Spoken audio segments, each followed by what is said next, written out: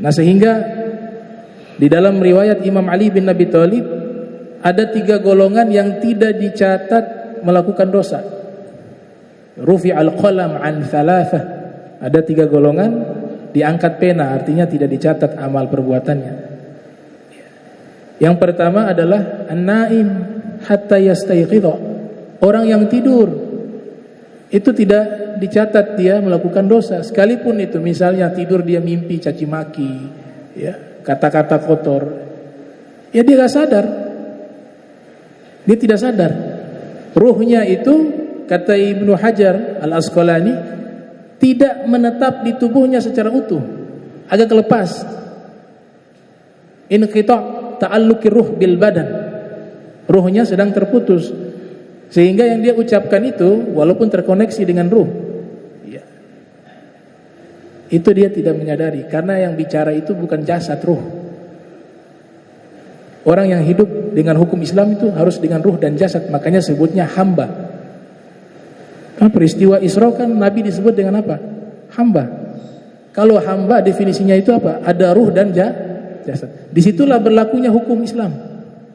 Tapi kalau ruhnya lepas, gak ada berlaku hukum Islam. Hukum Islam berlaku ketika ada ruh dan jasad. Maka di situ kita lihat bagaimana Sayyidina Ali meriwayatkan dari Nabi SAW, diangkat pena 3 golongan, yaitu tidak dicatat berbuat kesalahan atau dosa, orang yang tertidur hingga dia bangun. Nah, dia bangun baru hukum itu ada. Wa anis sobi, yang kedua anis sobi hatta yablug, anak kecil hingga balik. Anak kecil ya tidak kena beban hukum. Dan yang ketiga anil majnun hatta ya'kil, atau fil riwayah yufiq, orang gila majnun atau orang yang kurang akalnya itu tidak dicatat sebagai orang yang mukallaf yang kena beban hukum, sehingga diampuni mereka. Rufi'al qalam hingga sadar, hingga dia sadar atau sembuh dari gilanya. Nah, itu karena posisi apa? Tidur. Para nabi kalau kita pakai konsep ini tidak berlaku. Kenapa? Karena para anbiya itu tidak boleh unconnect, terputus koneksi dengan Allah setiap saat. Kenapa? Karena nanti ada wahyu yang akan turunkan. Itu gak boleh dia terputus. Zunnun al-Misri mengatakan taubatul awam minadz-dzunub wa taubatul khawas minal ghaflah.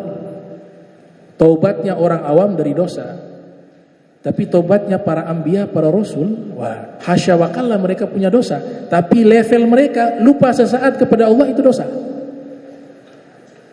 Nah, berarti kalau tidur kan hilang kontak, unconnect. Ini gak boleh. Para nabi itu hakikatnya tidak tidur. Buktinya ada satu hadis. Hadis ini riwayatnya banyak, tapi kalau kita merujuk kepada riwayat Ibnu Daqiq Al-Aid, di situ Nabi pakai kalimat penegasan. Dalam ilmu kalam namanya isbat. Penegasan untuk menguatkan bahwa Nabi tidak tidur. Apa kata Nabi? Inna ainai tanamani wa la yanamu qalbi. Sesungguhnya kedua mata saya tertidur, akan tetapi hati saya tidak pernah tidur. Sekarang ada gak orang tidur tapi sadar? Hati tidak pernah tidur kan sadar, yaqzah.